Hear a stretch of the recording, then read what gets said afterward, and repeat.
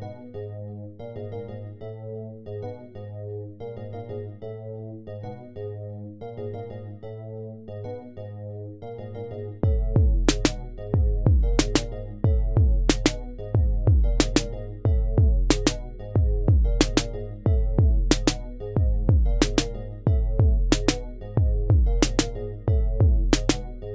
Chris, All hey right. man, what happened today? How'd it go? It's Thursday, I know. Friday's little brother that everyone hates. Because it's not Friday yet. Everything was all right. Had a couple hearings canceled on me by very, very dumb plaintiff attorneys who are trying to get out of major pickles that they found themselves in. And the judge basically had pity on them. It's good times. It's good times. Don't ever become a lawyer. It's literally the worst job in the world. Really? Because TV Yeah. tells me so much different. That it's glamorous and awesome. And you can say, I object and overruled and stuff like that. Wow. Yeah, it's actually not as dramatic as it usually sounds. It's actually, whenever you object, you kind of are saying it in the most bored way imaginable. Objection, form, objection, privileged, objection. Because the problem is that most attorneys, when you're in depositions or in the courtroom, some of the other attorneys like to drone on and on with their questioning. So at that point, everybody's just bored and just going, objection, objection. You only see it in the criminal cases where they're basically just trying to impress their clients and they're trying to act all cool and shit. And nah, it doesn't look cool at all. So you're telling me there's no Atticus Finch there? You have no Atticus Finch lawyers there? Oh God, no. I think the thing is, all the Atticus Finches are all in law school, and as soon as you leave law school, you are give me a name of a horror. You know what? You are Al Pacino in The Devil's Advocate. You are like you are the most evil motherfucker alive. Oh, God. So there's no good. Are you saying there are only evil lawyers? Is that what you're saying? Well, the thing is, it's more different shades of lawyers. It's kind of like the difference between lawful evil, neutral evil, and chaotic evil. I'm kind of right now in the neutral evil wavelength. That sounds like apathy to me. You're just like, I don't care. Yeah, it's incredibly fucked up. There are several attorneys, like the ones who work for the ACLU and various nonprofits, that genuinely believe in their causes, or public defenders. Those guys are also cool. But man, because the thing is, like, those guys don't do it for the money, man. Those guys get paid shit. So it is purely all for the love of the game. So is it like a bunch of Sauls? They're called Sauls there, just there, just slumming it. It's actually not. It's not even that. It's basically people that are not even as interesting as Saul. To be honest, it's more like glorified paper pushing half the time. Oh yeah. In the insurance defense world, most of the time, barely anybody gets to go to trial. A bunch of attorneys get to tout like, oh, well, I deserve $500 an hour. Oh, really? How many cases have you gone to trial on? Oh, I've gone to 6 trials in your life. Yes. That's nothing. What the fuck? How do you get paid that much? It's basically pity fucks from the judges. Also, the judges they receive contributions to their campaign. So a vicious cycle emerges. Quite unfortunately, the only place you don't see that in is just criminal, where they're all appointed by the governors, and all those guys are governors or presidents, and all those guys are hard on crime. So yeah, and except some of them at least have a good sense of mind when they're confronted with, Fourth Amendment search and seizures, and they go like, okay, that's a little fucked up. So guys, make sure you go to law school so your soul can be crushed like Chris's is. Hi! And with that, I'd like to welcome everyone to the What If podcast. I'm your lovely permanent host until they cancel me, which they won't, because it's the internet. They don't cancel stuff, except maybe my internet here. But that's beside the point. I'm Ugo, and with me this week is our lovely host from Miami, Christopher. Say hello to the audience, Chris. Good day, listeners. Now, Chris is in Miami, and what I imagine him right now is I imagine him in some type of a bar. There's a lot of wood there, probably bamboo. There's a fan overhead that's going very slowly, and he's in a white linen suit. That's what I feel Chris is like in Miami right now. So please confirm my suspicions, Chris. Okay, you're actually 90 miles off because that's Key West. What you're talking about? I do have a white linen shirt on, but that's okay. Oh, just the shirt, not the suit. You don't have loafers with no socks on and just fanning yourself. And you have some type of fedora hat. None of that. No. Nobody has that in Miami unless you're in South Beach and you are looking for some ass. Be it young, hot male ass or hot young girl ass. Doesn't really matter. Who's not looking for ass? I mean, come on. Exactly. In Miami, there'll be plenty of it. Now, is it all of it real? It's there. Please, Chris, tell the people about yourself. Well, I am an attorney, as I unfortunately talked about the several very painful moments of being an attorney in Miami, but I'm also a film critic. I host my own critique website on afterlobby.com, and I've been reviewing movies for the past 3 years and occasionally offering my insights into the wonderful world that is the film industry. And honestly, for those folks out there, Chris is a sadist, and by that I mean I will give him this. I have to give him props for his dedication.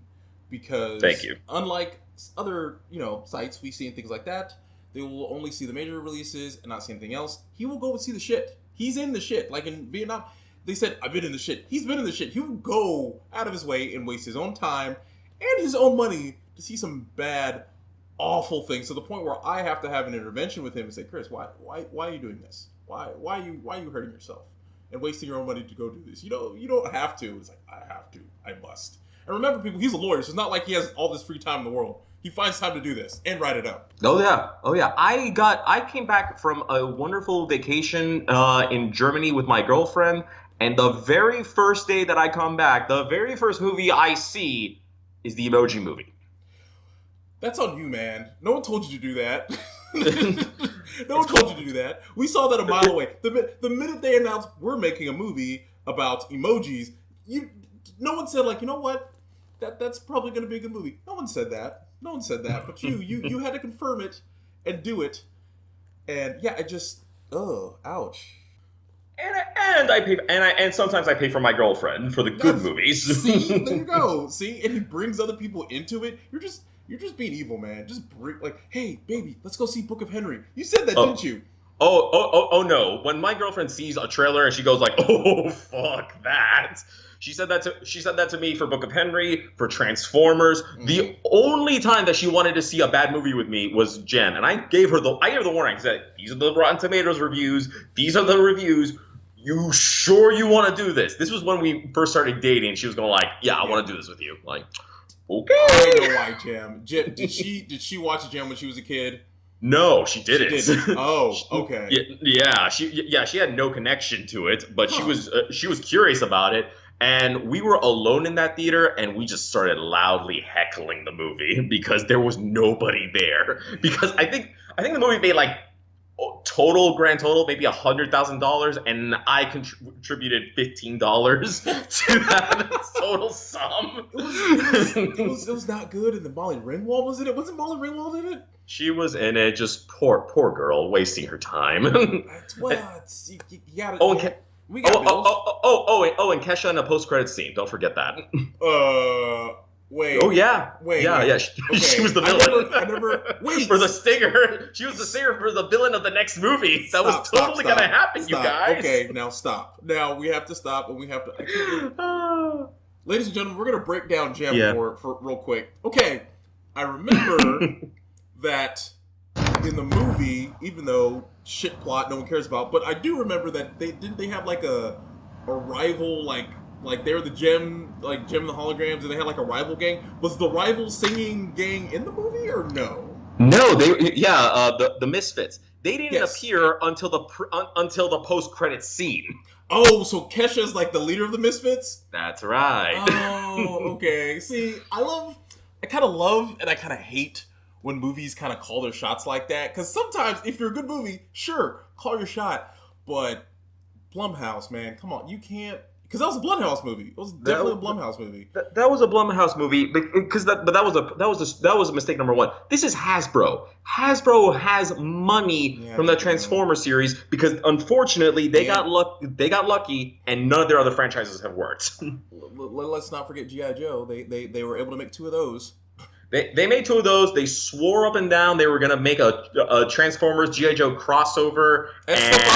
It's still possible. They're still trying. They are trying to make a Hasbro cinematic universe with Transformers, G.I. Joe, Micronauts, Visionaries, and ROM. I would love to see that because sure, why not? It's wacky and just make it and just go to distance. But until they actually hire somebody like Kevin Feige who can basically rein that all in, I am not interested. Well, you're trying, but like real quick, I want to, because I just remembered right now, especially considering it's Thursday night in late August. Not only is we're going to talk about movies, ladies and gentlemen, but I've got to sit down and get it straight from the horse's mouth from someone in Miami. How are you liking your star quarterback being bare ass on the internet? Oh my God! Please tell me. I'm like Barbara Walters, and like it's like rose, like Vaseline on the lens, and it's brightly lit, and you're sitting in a white chair. Please tell me. Talk about how the Miami Dolphins are going all the way this year. Please. We're talking Super Bowl. We're talking Super Bowl. That's in our theme song, the old theme song that they finally retired after 30 years because it sounded like a swamp thing. Why? That's the theme song the Oilers stole and uses their own. Oh, they did? Oh my God! Oh, that Miami Dolphins. That one.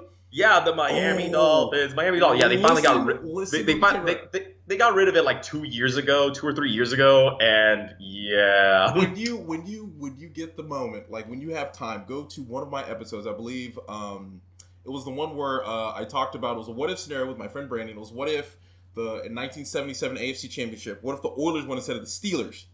And I believe at the end, I play the Houston Oilers fight song at the end, which everyone, of course, clearly says like they ripped it off the Miami Dolphins. Like apparently the NFL gave like a generic tune to all the teams, like do whatever you want.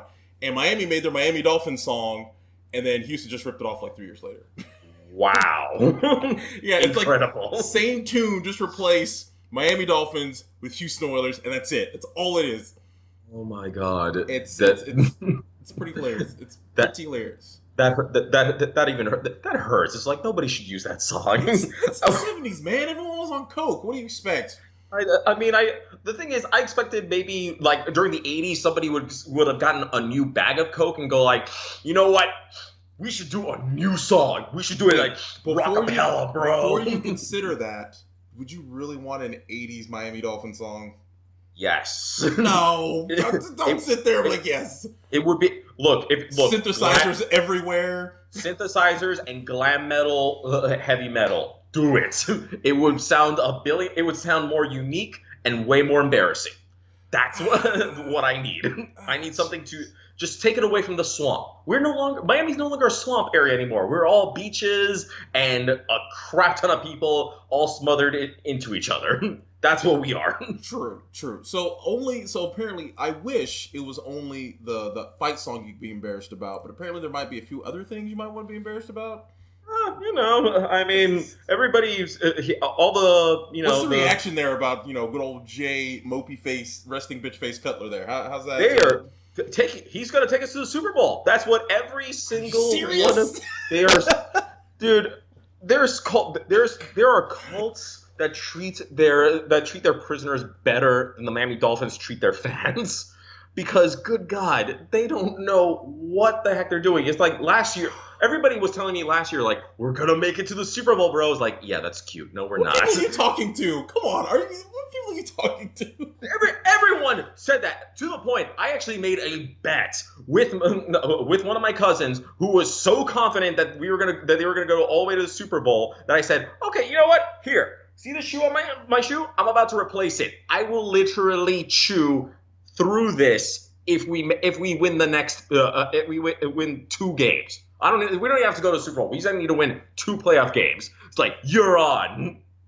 And and Dalston takes the idle musings of a fool. Here's the thing, like I could totally see if you were in any other division, but considering that the you're in a division that has literally only had 2 winners, and one of those winners has won it like 15 years in a row, which means you'd have to play them not once, not twice, but 3 times to get to the Super Bowl, and you still have fans there. Like, I can understand, like, okay, we'll make the playoffs, we'll maybe wild card, maybe win a playoff game, but get to the Super Bowl? Yeah. There, like the power of delusion among Dolphins fans is incredibly strong. Especially, even no matter what our divisions are, no matter what happens, no matter what roster we get, and it's usually like the worst play roster that we get almost every single year. Everybody just goes like, "Nah, we're gonna make it, bro. We're totally gonna make it." And then, honestly, after what happened with the Falcons in the Super Bowl, I'm going like, we don't stand a chance. The thing is, like, even if we make it to the Super Bowl, what happened with the Falcons? That's what's gonna happen to the Dolphins. They are gonna choke just like that, and that is the. So I'm actually kind of glad that Atlanta took the L for me. So I don't have to live with that embarrassment. But like, so like, as you know, in Houston, we're excited for Deshaun Watson. Sure. College football championship last year, beat Alabama. He's apparently looking pretty good right now, preseason. Ryan Tannehill's kind of meddling. I know he had a leg injury, but like, is he ever going to get over that hump? Because it's been, what is this, like 6 years? They just gave him a brand spanking new shiny contract. Yep. Is everyone like you said with everyone that we're going to go to the Super Bowl? They think Ryan Tannehill's going to take him there. I mean, everyone has had so much faith in Tannehill. Because the thing is, I don't know if it's misplaced or if it's just like seeing what a lot of people don't see. Because unfortunately, Tannehill has never been able to be given the opportunity to become an even decent quarterback. He's always had very, very hard times controlling his lines, and he's just not been. And honestly, several calls that he's made have all basically resulted in massive losses. And yeah, honestly, the only thing that the Dolphins have ever been good at from ever since I was a baby was their defensive line. That's it. We've always had very good Jason Taylor. always. But unfortunately, we've also had our couple, missteps. But at the very least, we've been able to we've been able to stay alive purely from our defensive lines. But unfortunately, you need to basically make some goals. That's basically what the commentaries always say is like, well, if they just run out of shit to say, there's like, well, in order to win the game, you gotta make a score. It's like, yes, thank you for that insightful commentary. I never knew you could do that. So realistically, just being a complete realist, Jay Cutler's there and all and everything like that. Realistically, what do you think they'll do this year? Realistically, I can see us possibly getting to one playoff game. Possibly, I can see that. I can see at least one playoff game as a wildcard team, probably. Yeah, because honestly, I'm not gonna fall for it this time. 3 years ago, my dad took my brothers and me out to the park. He was so excited. He was really, really looking forward to it, and he just got his heart broken as the Buffalo Bills destroyed us. Just trounced us. Well, you ran into that ground and pound from Rex Ryan. The ground and pound. Yeah. It was pretty bad. To the point that my dad was legitimately asking me, do I have grounds to sue the Miami Dolphins for false advertisement? And I actually had to give it some thought and go like, all right, hang on, let me just look it up. Damn. Turns out a bunch of people have already thought about this. Yeah. 40 years ago. It's like, yeah, this is... the thing is, like, okay, it's because the Miami fan base is weird because it's Miami. There's so much to do there. So when it comes, every time I see a Miami Dolphin game in the stadium, it's always like half filled. Even the Hurricanes, when they were winning championships back in the early 2000s, the stadium was still half filled. So it's kind of like an uphill battle to do that, even when your team is good. So I mean, how? And then they spent like $100 million to put a roof, quote unquote, roof on the stadium, and they only really did that so they could get a Super Bowl again. Because, anyways, but yeah, so like the Miami fan base, is it really fair weather? Is it just it's too hot outside to do anything? Because you can say the same thing with the Marlins and the Heat, kind of things. Is it kind of like you have to win, and by have to win, I mean you have to be like in the championship games and or Super Bowl / NBA Finals? I mean, what's the dynamic with the fan base there? Not necessarily. I mean, honestly, each of the big four teams down here all have their loyal fan bases, whether delusional or just always out there rooting for the fans. Honestly, a lot of people were thinking that the Heat was going to lose a lot of ticket sales after LeBron was out, and even more when Wade and Bosch were out. Yeah. To be honest, that didn't happen. A lot of the NBA came out with reports and said, like, honestly, Miami Heat are doing pretty freaking good, all things considered. With no star players, they were able to be a solid contender, and they were also able to keep a lot of their fans. So, that's at least encouraging. The Florida Panthers for hockey, they have a lot of. We actually have surprisingly a lot of snowbirds that fly in down to Miami. So you have a huge hockey fan base down here as well that all like the Panthers well enough, and besides, they get to see some of their home teams come and play in Miami. So that's always entertaining. It's really the Marlins that are actually the weakest team. I understand why. And it's not because of their performance on the field. It's honestly, the reason is because of off the field shit. Oh yeah. And though I do have to credit the Marlins. The Marlins, honestly, because of the Marlins, that's the only reason why why the city did not pay for the Dolphins' new stadium. Absolutely. We at that point because they were doing the whole Las Vegas bluff over and over again, like we're totally gonna move, and then we played chicken. We said, like, do it, we dare you, do it. Go. The thing is like we got nothing to lose, and at that point, he just backed legend. He's a legend to owners because the way he bilked that city for billions to build, it was like, I have no money. Oh my god, I have no money. And then after the stadium was built, I kind of have a few billion. Yeah, he is still the most hated. The only reason everybody's ecstatic about the sale of the Marlins right now is because we don't have to deal with him anymore. Yeah. Even one of Jeter's like now first acts as owner, he's like thinking like, you know what, I'm gonna get rid of that gaudy centerpiece in the middle of the stadium, and I'm going you mean that carnival ride in your outfield? Yeah, that thing. I'm going like, why is that? I'm just always looking, why is that even there? But you're gonna keep the fish tank, right? Right? I don't even know. I know they want to keep the fish tank is fine. It's not that distracting. It's that big, gaudy, colorful like firework display. It's like, dude, this sucks. Nobody even likes it. So at least if he gets rid of that, it's like, all right, well, that's already a +10 improvement to the team already. So keep on going, kids. Keep on going. It's great to hear the state of Miami fandom and sports in Miami. But let's veer it back to, of course, every time I do any of my podcasts, I do the best preparation for all the people. I'm fantastic. I do the best preparations. They're fantastic. They're huge. So when I do them, one of the preparations for this week that I had to do is I had to go see the Dark Tower.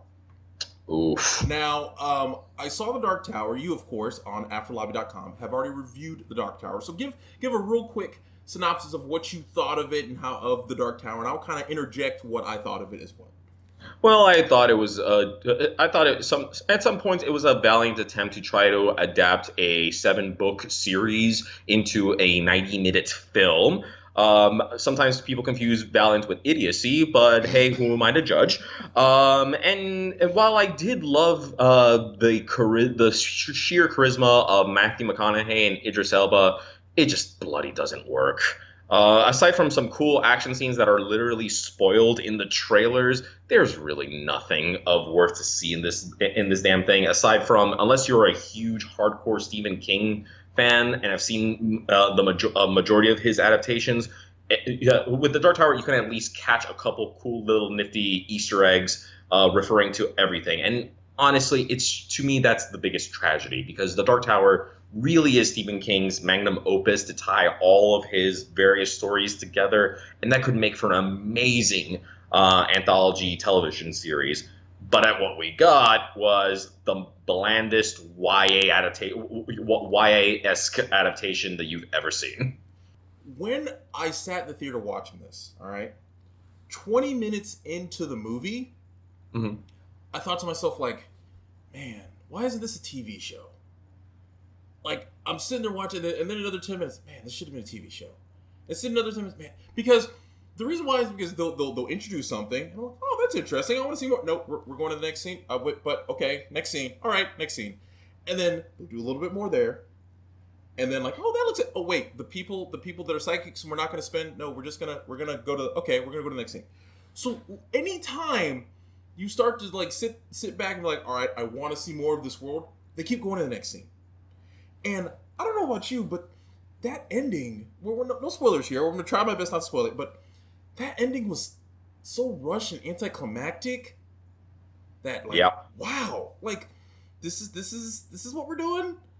Yeah. Cool. And it's just one of those things where I'm just like, because we all know, of course, at least you and me know, the turmoil it took for this just to get to the big screen.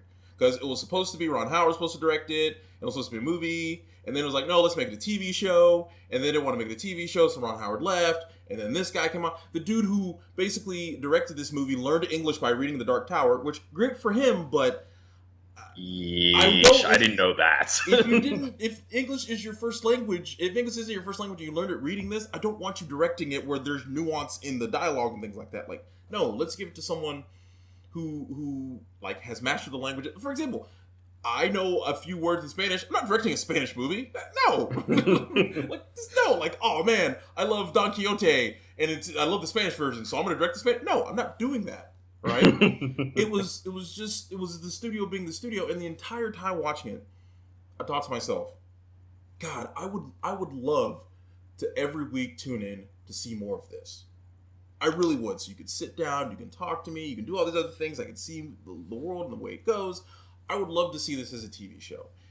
The good news is, I already have the books anyways, but of course I was going to read the Dark Tower series. But by seeing this movie, because I know there's much more than what they're showing me, I'm looking forward to reading these books. Oh yeah, yeah. And, I mean, yeah. Sorry.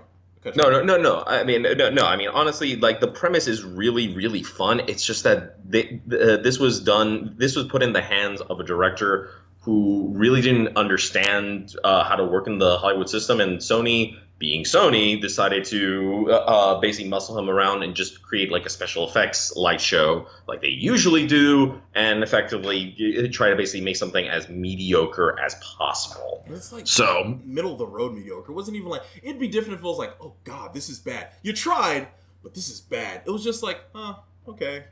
Yeah. That's all it was. And which right there, with us discussing the Dark Tower, I believe this would be a great segue into this week's topic.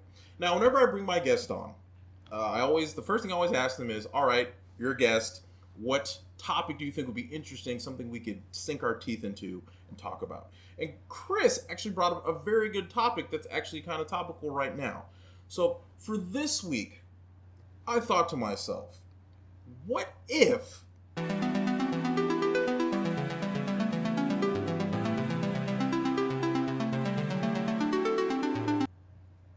Sony's parent company just said, you know what?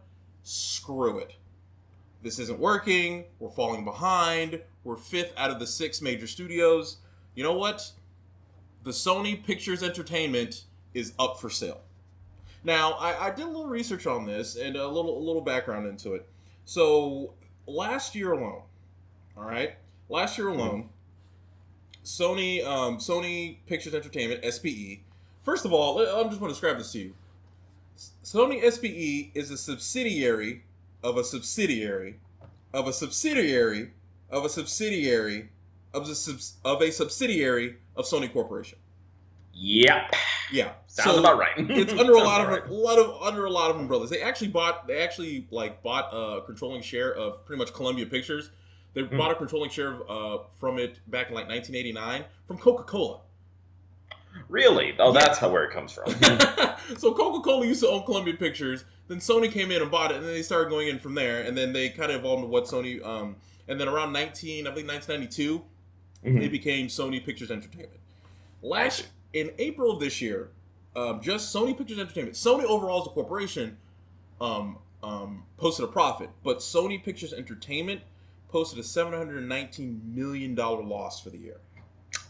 Not surprised. They lost a lot of money last year. So in this scenario, I'm thinking to myself, like, what if Sony's all like, you know what, no, I don't know. I haven't been to Japan. I don't know deep into Japan cultures, but I know shame is a huge thing in the Japanese culture.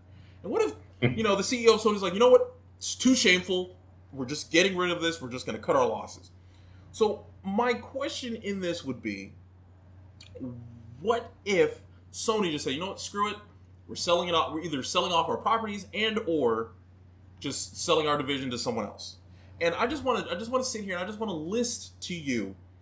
Because I did a little research. I want to list you the franchises that Sony has the rights to, or at least is under their umbrella: The Karate Kid, Ghostbusters, Spider-Man, Men in Black, Underworld, Resident Evil, the Robert Langdon novels like The Da Vinci Code and Inferno, The Smurfs, Hotel Transylvania, Bad Boys, 21 Jump Street, RoboCop, The Equalizer, The Dark Tower, Goosebumps, Zombieland, Jumanji, The Emoji Movie, Angry Birds, Masters of the Universe, Charlie's Angels, Flatliners, and Robotech.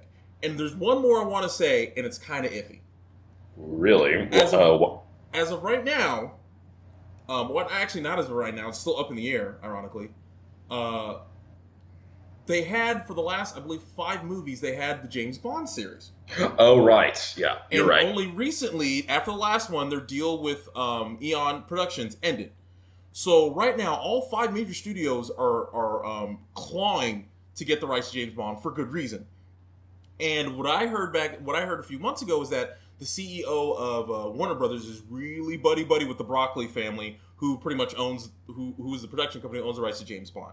So if they're not careful, Sony could lose James Bond to Warner Brothers.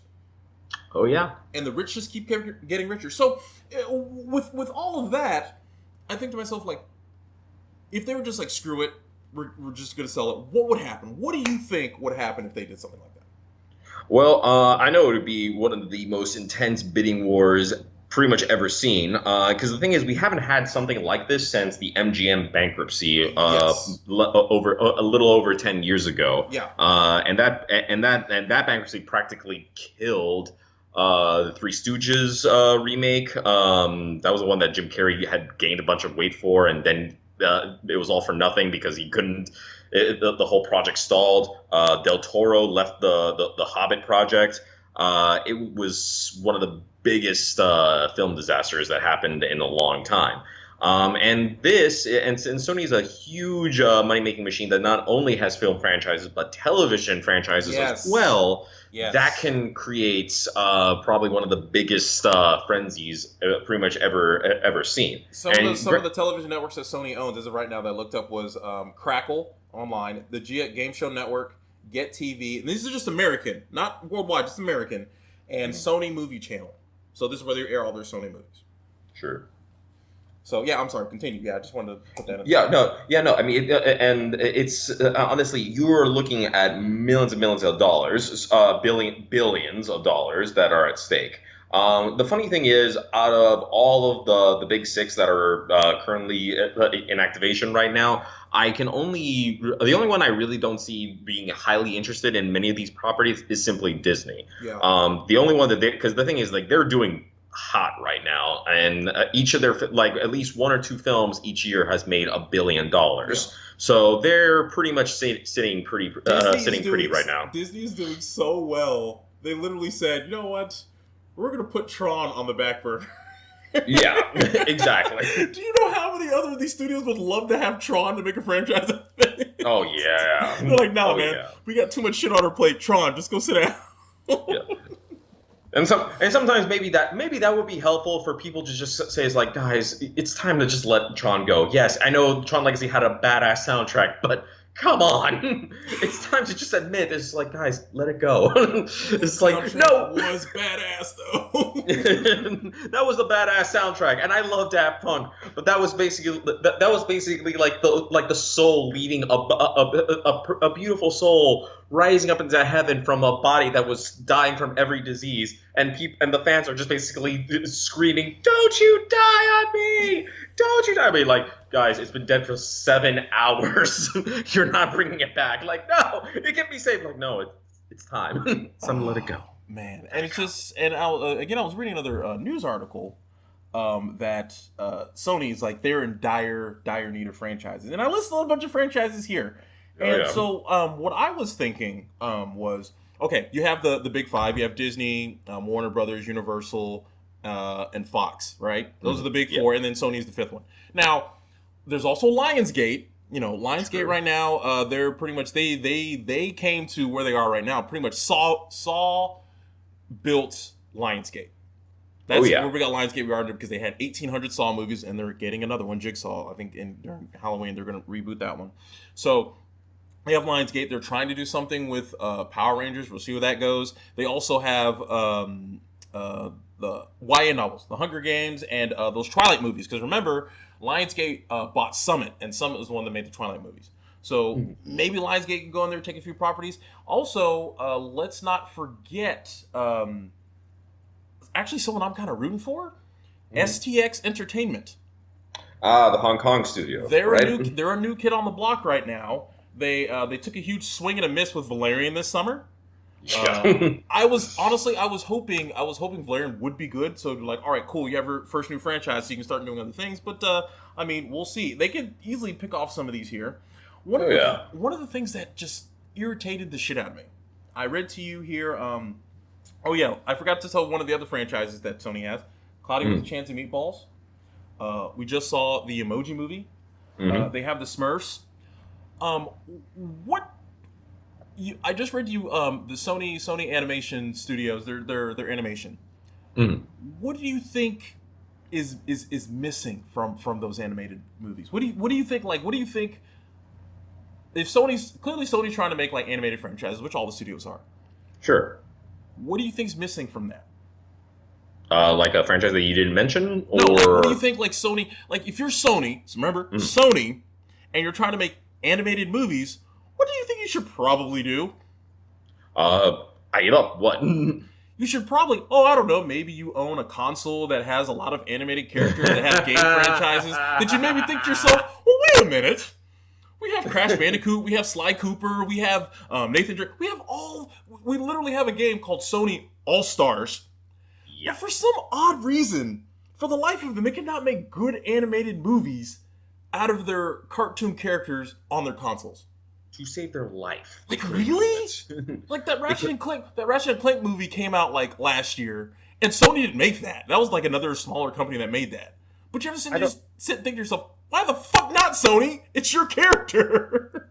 Yeah, you own it. I mean, the thing is, like, you own the studio that makes the game. You couldn't just basically tell the writer, hey, why don't you write a 2-hour script and call it a day? It's like, sweet, off you go. But nah, bro. Because the thing is, like, damn, you could do Sly Cooper, you could do Jack and Daxter. Oh, yeah.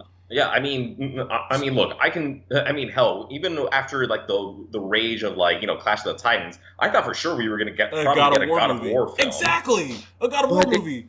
Yeah, but nah, they just basically lie on it. Hell, I mean, the only franchise that I just don't see getting turned into a film would just be Killzone. Though I heard that they did do like a TV series, like a small mini series that is like okay, that could work. Yeah. Maybe something, even with a generic ass title like that. But at the same time, you have all of these franchises that they're just sitting on. Meanwhile, they shove the Smurfs down our throats. The Smurfs. Okay, here's the thing: the Smurfs could have worked if the problem with a lot of these animated movies, right, is that you're either Pixar or your DreamWorks. And by that I mean you're either Pixar, where there's a story that someone can relate to, whether it teach a lesson or not, or something like that, like with Inside Out. Even with Cars 3, which, of course, Cars is kind of the redhead stepchild of Pixar, but you could see that in the movies, even if they're banging you over the head with it, they're trying to force some type of message, right? Oh, yeah. Or your DreamWorks, where you try to shove in every pop culture reference you possibly can into the movie. And that one can get old really fast, type of thing. And remember with Smurfs, the Smurfs: The Lost Village isn't their first attempt. It is their third attempt at a Smurfs movie. Because they tried it with Smurfs and Smurfs 2 with the live action stuff, and they realized, okay, people don't like the live action. Let's make an entire cartoon, which is a good idea. Yes, let's make a cartoon. But clearly, you can see, even from the trailers, they're trying to do all these pop culture references, like this and that Smurf phones. They're Smurfs in like the forest, and they eat like berries. Like, work with that kind of thing. Like, one of the main things that all people know from Smurfs is, why the fuck is there only one female Smurf and all these males? Like, what's going on? Kind of thing. They could have easily gone into that. How Smurfette's alone. How she doesn't have someone to understand her. Something like that. Like, for the love of God, have more heart with these kind of thing. But they just don't. I don't get why. Oh yeah, I mean, honestly, I just kept looking at it, and there was just nothing there that grabbed onto me. Like, and the sad part is, Sony Animation employs some really top-notch animators. The one positive I gave to the Emoji Movie was the fact that the colors were vibrant, yeah, and the style was very, very unique. I said, like, man, you guys really, because these are the same guys who worked on Hotel Transylvania. Yeah, and Hotel Transylvania, I love the first one. The second one, not so much, kind of sequelitis. But the first one's like, oh, great. But then again, that's with Jendi. With Jendi in front of it, with all the spastic and the movement and the stretching. Like, yeah, Dexter's Lab, Powerpuff Girls, absolutely. This guy knows what he's doing. You know? Of course. But now keep in mind, we actually got an Emoji Movie instead of a Popeye film that was going to be directed by Jendi. By Jendi. I saw the test footage of it, and I was like, fuck, man, for real? Yeah. So it's just like, you mean to tell me we could have gotten that instead of this? It's like, let's not forget this Emoji Movie. There were three studios like bidding over this. Like, they were fighting over this. Like, it was this, Paramount and Warner Brothers. It was Sony, Paramount, Warner Brothers who were bidding over this, and Sony won out. Wow, that's to me that's like bidding over a car that does not move, that has no engine.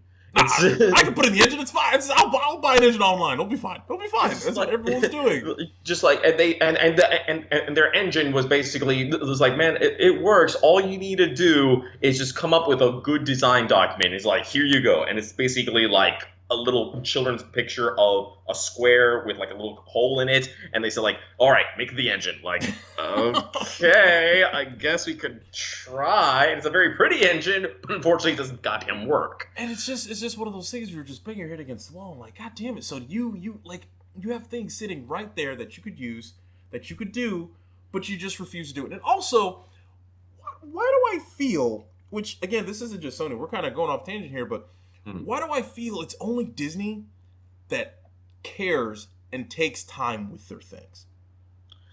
The thing is, they they employ several film studio heads that know what the heck they're doing. They know how to make crowd pleasers, and that's what they focus on.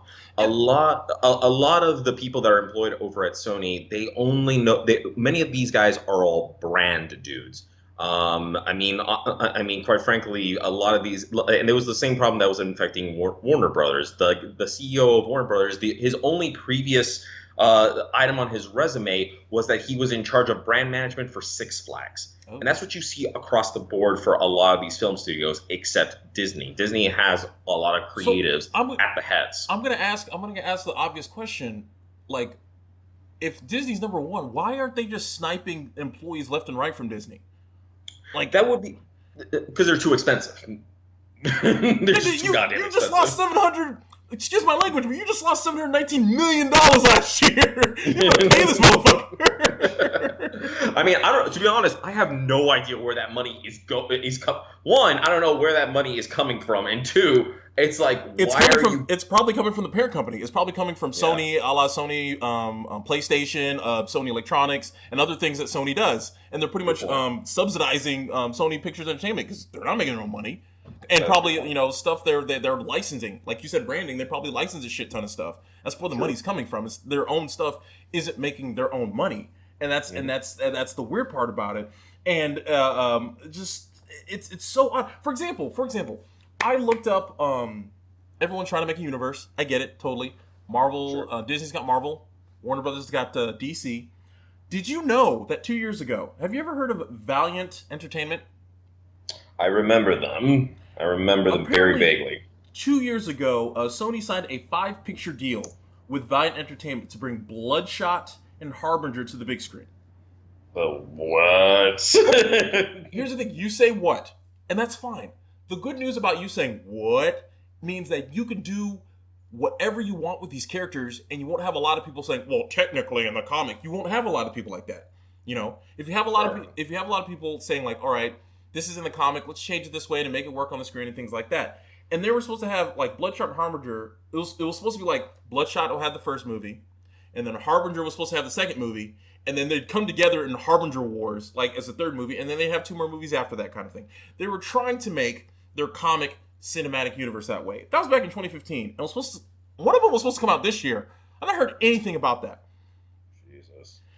And it's just one of those things like, as movie lovers, as fans, Marvel's doing great. That's great.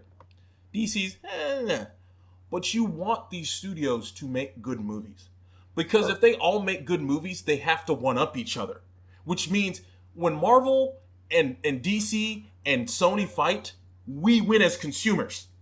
Because they're fighting for our dollars, and they have to say, we have to make it better, we have to make it better, we have to make it better, we have to make it better, and we get good movies out of that. So I don't want like these studios to fail. I don't want Sony to fail. I didn't want like honestly with the Dark Universe that Universal tried to start, right? Look, I'm gonna be that guy. I liked Dracula Untold. I actually like Dracula because I like the concept of Dracula being like this all power, like a badass. Like I can make, like for example, if you're Dracula and sunlight hurts you, wouldn't it be cool if you could make clouds? That would be awesome. That would be pretty cool. You could make clouds. You're cheating, but sure. So fine, so whatever. You could make making Dracula pretty much into a superhero type of thing. That would have been cool. So when they started this Dark Universe, I'm like, okay, Dark Universe, all right, cool. Like you bring the monsters together. I saw Monster Squad. I love Monster Squad. I know you're not going to make it goofy like Monster Squad, but I see what you're doing. Bring them all together, and there's some other type of threat. That's cool. All right, cool. But when your first shot at your quote-unquote Dark Universe is the Mummy, and big front row and center is Tom Cruise, and he's not the Mummy, you have a problem. Yeah. I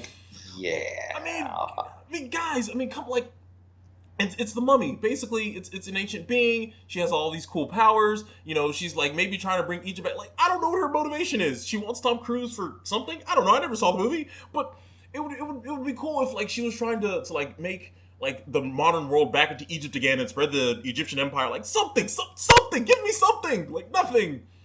Like just, and I get it. Everyone wants franchises because it's all about like turning a profit and making money. I understand that. But if you guys are business people, you understand that it just doesn't happen. You have to work to do it. And I understand that you can't just let creative people do whatever the fuck they want, because if you do, you have Michael Bay making Transformers 2 because Steven Spielberg wasn't there to look over his shoulder like he did in the first Transformers. I get that.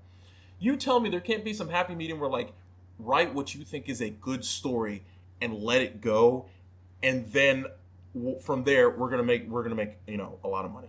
I just don't understand it. I don't get it. I don't understand why this is happening. So coming back to Sony and all the things that they have, do you think it would be where they would because with MGM, what MGM happened was it was pretty much like it was like a rotting carcass and everyone just came picking at it like a buzzard kind of thing. Sure. Like we'll take this property, we'll take that property, then we'll take that property. Do you think it would be like that with Sony, or would they sell their entire package to one company? I think they would. The only way I would see them selling their package to one company is somebody who's not one of the big six to come in and want to basically play the film game. So basically, taking somebody like Apple or Microsoft or Facebook or somebody with a shit ton of cash to burn that could basically put down billions upon billions of dollars in one huge guff and be able to basically buy out their film division, which is feasible and very well could happen. Since a lot of the, especially these tech companies that keep growing, many of them are trying to diversify their portfolios. I mean, it's the only reason why Facebook blew $2 billion on the Oculus Rift of all things. How's that going? I don't know. I suppose it's a success? Question mark. I mean, nobody. The thing is, all we know is that that Facebook hasn't announced any losses, and the things are being sold in stores. Hint. As far as I know, that's well. it. It's but I mean, me personally, I don't know anybody with an Oculus. It's not going well. Oh, really? Never mind. Never mind. Yeah, it was when Oculus was ahead, and then all of a sudden the HTC Vive and PlayStation VR just zoomed right past them, and Facebook is still going, we have dev kits? It's not good. It's not good. Well, that's what happens when you make your Oculus Rift a $400 device that requires 8 USB ports, that also requires your computer to be an extreme beefy monster, and you need to be using either an Xbox 360 controller or a unintuitive motion controller setup. But whatever, I suppose they're working. People on have that. money to burn. They're working on that. Maybe. So you say like one of these tech companies will come in and buy it. Do you think maybe like I was saying before, that maybe like someone like STX or maybe even Paramount, like one of the smaller of the big studios, would come in and take everything they have, or at least most of what they have, type of thing, because they already have the infrastructure to do it, and it would just be a merger, maybe a merger. Yeah. Mergers would make more sense. Mm-hmm. But in order for one of the big five to take over all these film franchises in one guff, it would probably be a lot more feasible as a merger. But once again, I think it would require a massive ton of capital to make a deal like that go forward. And then, of course, we'd have to basically be awaiting well over 7 months of monopoly law and everything. So for all we know, this could be happening right now as we speak, behind closed doors. I mean, the deal with Lucasfilm being sold to Disney was being apparently negotiated for well over 2 years to nobody's knowledge. There will also hey y'all, we got Star Wars. Hey y'all, we got Star Wars. Wait, what? Same thing when they sold Marvel. I guess a merger could work. They can merge with one of the other studio, or just the SPE part could merge with one of the other studios. I mean, it could work there. Yeah, that could be very well possible. And seeing Sony team up with yet another big company would be an interesting change of pace, especially as some of these studios try to diversify their portfolios. And I'm sure either Warner Brothers, Fox, or Paramount, or Universal wouldn't mind having a tech company being able to fund them some money as well. So that alone would be very interesting to me to see, and especially that would be a very lucrative project. Although I forgot which one of these guys is owned by Comcast. That would be Universal. All right, So Universal is owned by Comcast. So either I can see Fox doing it. Technically, AT&T owns Warner Brothers in a few months. So okay. Well, there you go. So that could basically open the potential for either 20th Century Fox or Paramount to team up with Sony, so they can keep themselves afloat and basically have a nice steady stream of budget income to go with. As well, so that's also very possible. Of all the franchises that I listed, which Sony franchise would you love to see get started, or best of everything they have right now? What I told you. Of everything that you had told me, I would really Spider-Man doesn't count because that's from Marvel. That's going to Disney. That's going to Disney. So we have no worries there. Honestly, I really want to see. There are two franchises. One you didn't mention, and one that you did. Okay. I definitely want to see Resident Evil get rebooted. It is. I mean, I know that there are already plans for that, but it's like, okay, guys, if you're gonna make a new Resident Evil, you got to go all out and do something else new, and do not do the apocalyptic shit again.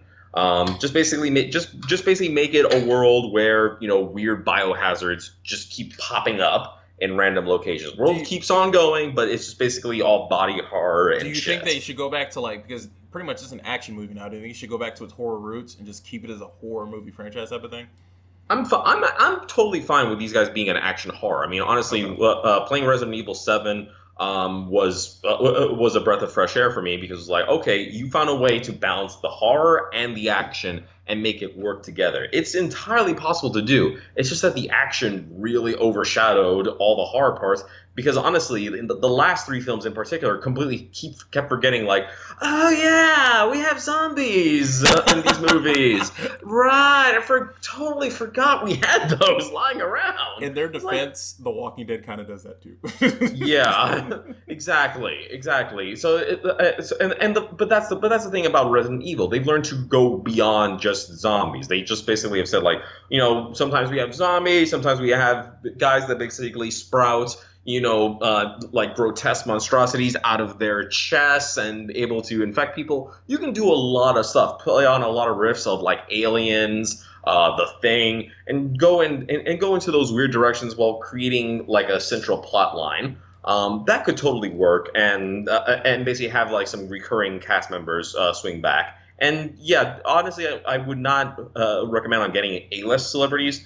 I would go more for people that are up and coming kind of thing. Yeah, up and coming actors and actresses who have the potential of becoming A-list. So they're cheap, and you get a really inventive writer who's not basically gonna be doing like some slavish emotion, like, oh, remember this from the game? Yeah. It's like, just somebody who's gonna really inject some creativity. They're gonna take the concept and say like, I'm gonna make some weird shit with this, and go and let them go. Honestly, what they should do is take the writers, because of all the listed here, the ones I would like to see continue or do something with would be Goosebumps. Like that last Goosebumps movie was really like, it was fun. I didn't think it'd be this good. I was like, oh wow, this is really good, and it's fun, and it's kind of one of those things where a lot of people would have tried to make one of the books and make it into a movie and then make sequels from like that, but they just said no, all the books. They're in a movie, kind of a meta, kind of fourth wall kind of thing, and it really made it work. It was really fun. And I'd like to see if they could do more with it, but, Sony's gonna Sony. Yeah. So any closing thoughts or anything, last thing you want to interject with this one? Oh, man. I mean, the thing is, Sony is literally the biggest tragedy, and the reason that I had recommended this topic in the first place was because Sony is an absolute tragedy of a studio.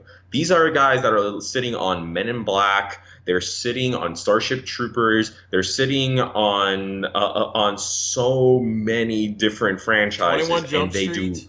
They do nothing with them. They basically sandblast any personality off. The craziest part is that so far in the past 2 years, their biggest successes have all been from from either independent people or studios that own that have an ownership interest in something else. Mm-hmm. Spider-Man: Homecoming is right now their 4th highest grossing domestic film of all in their entire history. Yeah. Baby Driver and Sausage Party were both huge successes, but once again, they don't own them, and they didn't make them. Yeah, they were just co-produced. Because unfortunately nobody within Sony's department knows what the hell they're doing, and that's the worst part. A lot of actors and a lot of writers now realize that. And honestly, the telltale sign really came with Ghostbusters. Oh, man. and keep in mind, I was one of the people that did not hate Ghostbusters. I thought it was okay, and that's it. It just wasn't funny. It was fine. To me, it was fine. Some of the jokes landed, but there were the cameo jokes were the worst. Oh, the third act would turn into a gigantic light show. I was going like, okay, well, you wasted a perfectly good cast and on kind of just, it's like that was what you guys wanted to do. You just wanted to sell a bunch of toys with all the suits and everything. It's like, okay. It's like, listen, I know Marvel just wants to sell a bunch of toys as well. They don't make it so friggin' obvious. Yeah. And that's honestly their biggest crime. And again, Men in Black. These are really fun, inventive ideas that these guys just do nothing with. Remember those a rumor? Like, I don't know if they're still going to do it. Remember those rumors that was supposed to be like a Men in Black 21 Jump Street crossover? That would be awesome. Oh yeah, honestly, if Channing Tatum and Jonah Hill became Men in Black, that would be great. Oh yeah, I mean, honestly, To be honest, for a 23 Jump Street film, and that's only if Phil Lord and Chris Miller come back. Which, I mean, hey, they got nothing. They got nothing to do right now. Well, they kind of they do, but they don't, because I know they got kicked off of Han Solo. But I think, aren't they pretty much running WAG? They're pretty much running Warner Animated Group. I don't know what's the extent of their involvement in the animation, but I do know that they are producers at the very least. So at the very least they have some goings on. But once again, even though they were working for Warner Brothers, they got picked up by Disney. I can easily see them coming back to do one more 21 Jump Street film and just closing it off and just going for the gusto and Men in Black and just saying, fuck it, this is gonna, and you know what, make it kind of a dig at Disney. And I can see something really creative, because both 21 Jump Street films had a lot to say about parodies, comedies, and that's basically where Phil Lord and Chris Miller thrive. So I can easily see them capitalizing on that funny idea. But aside from that, there's not, honestly, whenever I hear that Sony's going to do something, you just groan. I groan, because I'm like, oh god, like, it's like, oh god, what are they gonna, how are they gonna fuck up? And you mean, you'll notice, like, the Judd Apatow crew, they don't want to work with them anymore. Oh, they left. It's after they don't do that. I think they go to like probably Universal, and then after the debacle with Adam Sandler, it's just like, Jesus, man.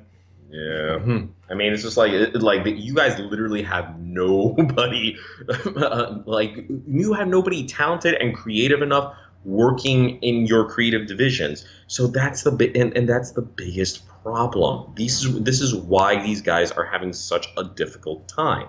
And they're and they've also had this very unhealthy fixation on creating franchises that they've become the laughing stock of the film industry. Absolutely. Between the Valiant idea, there was also that ridiculous idea of making a Robin Hood film series. I was about to bring that up. They were about to make a Robin Hood cinematic universe with like Little John and everyone else. I was like, dude. No, at that point, you need to know. Not to mention their current attempts with Spider-Man. Remember before they rebooted Spider-Man: Homecoming, they were going to make like an Aunt May spy thriller in the 60s or some shit. Oh God. It's just like, and the thing is, it still hasn't gone away, because now they're hell-bent on making this Tom Hardy Venom movie. It's coming out. They just I think released a release date for Silver and Black, where Silver Sable and Black Cat, you know, two characters we were hankering for. I don't know. And then the thing is, hello, Chris, can you hear me? Yeah. Oh yeah, and I can hear you. Yeah, there's like. And the sad thing is when they say, like, yes, we're going to make these Spider-Man universe movies with Venom, Spider-Man may or may not be in it. Yeah, no. Honestly, that video of Amy Pascal talking with Kevin Feige and Kevin Feige just looking at her. Great. Like, that was great. Like, what? Oh, my God. Holy shit. I was like, I have never... The face that Kevin Feige gave... I gave that face when when I was doing a criminal case, and one of my clients started talking. I was like, shut up. Plead the fifth. The thing, because that's the worst part. As being an attorney, you can't tell your client to shut the fuck up. You can only tell them to shut the fuck up after the other guy tries to ask them a question. Yeah. So, and that's why whenever you're being represented by an attorney, give your attorney an opportunity to tell you to shut the fuck up. And keep shutting the fuck up. And don't ever speak again until they tell you to. Pretty much. And so that's what I'm sure Kevin Feige wanted to do, because good God, the idea with the Sable Black Cat idea, shit, I don't know. Just the Venom idea. This is before. Remember the Venom? They're like, oh, we're gonna make it like a comedy, or like, I'm sorry, what? Yeah. Then they said, like, no, it's gonna be a horror movie. What? And they're like, no, it's gonna be a horror comedy like Zombieland. It's like, okay, you have no idea what you're making. Stop. Just stop. Yeah. Stop. I mean, and keep in mind, I'm actually very dubious whether that whole Tom Hardy Venom thing is even gonna happen, because I'm sure Tom Hardy is very selective with his script, and if the script is not up to snuff, he's gonna say fuck this. But he may say fuck this, but he's already signed on. He's signed on. He said, I think I read something where he said the script's all right. He didn't say it was great, but I mean, if it's one of those he's not going to do, what are they going to sue Tom Hardy? They could easily do that, but I mean, well, keep in mind. Remember, he did that to Warner Bros. With Suicide Squad. He was supposed to be Rick Flag, so he can go like, yeah, I have other obligations. So he's right now booking. The thing is, I'm sure he's booked like the majority. Booking. Yes. Yeah, he's right. I'm sure before he accepted the deal, he triple booked himself and made sure that he had an out before he signed the dotted line. The good old, the catch-all schedule conflict. Oh no. Exactly. And just go like, oops, because I'm sure like the frequency as it happens, I'm sure that's basically how he was able to get out of Suicide Squad. Yeah. Same with what's his face, Charlie Hunnam, because he was supposed to be Christian Grey. Yeah. Until somebody gave him a copy of the book and go like, oh shit. And then also said, like, kind of the same thing with Channing Tatum and Gambit, because remember that was supposed to be a thing and just disappeared. Yeah, I don't think that one's been confirmed dead yet. But it's might as well be because they keep because the thing is, supposed to come out this year. Yeah, you were right. And Fox basically, I mean, thank God for Fox had Logan because otherwise they would have very unhappy investors. Because who knows? I mean, I know Fox is. But then again, next year Fox is like tripling down because they're having 3 movies. They're having the New Mutants in March, then they're having a Deadpool in June, and then in November they're going to have the Dark Phoenix, which I hope is going to be more than one movie because the Dark Phoenix saga is kind of a big deal. I mean, I'm honestly shocked that everybody signed on back for Dark Phoenix because I thought Apocalypse was over. I thought Michael Fassbender and Jennifer Lawrence would say like, I'm out, I'm done, fuck y'all. No, Jennifer Lawrence did say fuck y'all. Jennifer Lawrence isn't coming back. She's done, because her contract's done and she didn't resign. I don't know about Fassbender and McAvoy, but I mean. Mystique, and the good thing about Mystique, which you can do since she's a shapeshifter, you can cast anyone and just say like, oh, it's Mystique, she just doesn't want to change, and she's under all that makeup. It's kind of like you can have someone that looks kind of like her, kind of thing, and still be like, oh, that's Mystique. So you can kind of get away with that. Can't do that with Fassbender. Can't do that with Professor X. Yeah, unless they want to retcon it. And honestly, I'm just looking forward to. Well, that's the thing. Honestly, I'm really only looking forward to the day that they decide to just that Marvel finally gives them a pity fuck and says, "Fine, you can make an X-Men TV series. Go." They kind of already are right now with The Gifted. Yeah, I mean that's actually to me. That's exactly why I love the idea of an X-Men TV series because Legion was really, really cool. I was like, damn, this is really intense. This is interesting. This is unique. Yeah. So and honestly, with the wealth of X-Men storylines, it is at the end of it, at its heart, it's a complete soap opera. But you can make that soap opera sing. Yeah, it's a soap opera that sings like a canary. It's a soap opera with superpowers. That's just what it is. That's all. And the thing is, Marvel is so canny and so like, you won't let us have the X-Men? Fine. We'll get our D-list characters, the Inhumans, and we'll make them the X-Men of our universe. Fine. Yeah. I mean, honestly, after that preview, I went like, yeah, that's not going to go anywhere. It might not go anywhere, but the thing is, the Inhumans are still in their world. So, like, for example, they can never say the word mutant in any Marvel property. You can't say mutant because apparently Fox owns the rights to the word mutant. So they're all inhuman or enhanced individuals. They never say mutant. But they found a way around it. They're like, oh, Terrigen, you're pretty much a mutant, but we're not going to say you're a mutant. You know, it's like, bye. Exactly. Even if the show fails, you could still have enhanced people with mutant abilities in the show. I mean, you know? Oh, yeah. They're not called, quote unquote, X-Men. So yeah, that's a good point. Yeah. That's a good point. So, Chris, how can the audience reach you? Well, I can be found at HARAESQ on Twitter, and I can be found once again at afterlobby.com. Do you have an Instagram page or on Facebook? I need to work on both of those things, but in the future we'll see. It's rough, but yeah. Well, that's great, man. I'm so glad you came on, and of course, ladies and gentlemen, you know me. If you want to get in touch with me, if you want to tell me how much I'm awesome or how much I suck, you can just go to YouTube. This will be on YouTube. Just Google. Just search The What If Podcast. You'll see a picture of a bald black dude with a beard and a blue background. So like and subscribe and comment below on this video. You can go to SoundCloud. I am on SoundCloud. You just go to The soundcloud.com/thewhatifcast. You can email me if you want to give me a whole 3 pages of scenarios and things you want to talk about, or you want to say how much I'm awesome, how much Chris sucks, who knows. You just email me to thewhatifcast@gmail.com. I'm also on Twitter, 160 characters. Just go to @the_whatifcast.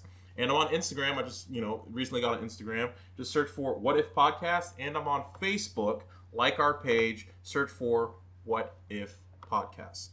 It was an honor having you on the show, Chris. Thank you. Loved it, man. Man. It was an honor to be here. Very happy to join you. It was great, man. I know we could talk for hours and hours about this, but we're gonna cut off right now because I like to keep it short and simple, so people can get in and get out. So sounds good. All right, Looking forward. For me, Ugo, and Chris, this is the What If Podcast, everyone, and I will talk to you guys later. Say goodbye to everybody, Chris. See you later, everybody. Thanks, man. Bye.